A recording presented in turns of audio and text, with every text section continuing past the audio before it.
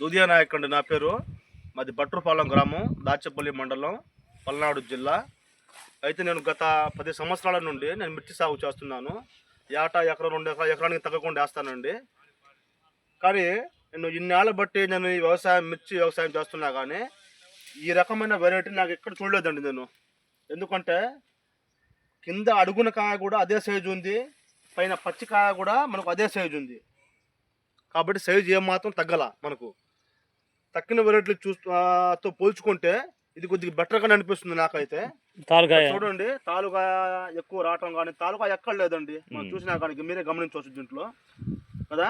చిక్కటి కాపు ఉంది, కాయ షైనింగ్ కూడా మంచి ఎరుపు రంగు ఉంది. చూడండి షైనింగ్ బాగుందండి. నాకు తెలిసి ఈ వేరే వెరైటీ కంటే ఒక 1000 రూపాయలు అదనంగానే పడవచ్చు నాకు అనిపిస్తుంది ఈ కాయ క్వాలిటీని బట్టి. కాబట్టి రైతులు దీన్ని వేసుకోవచ్చు అండి, ఆలోచించే పని లేకుండా. ఈ వెరైటీ ఇదండి,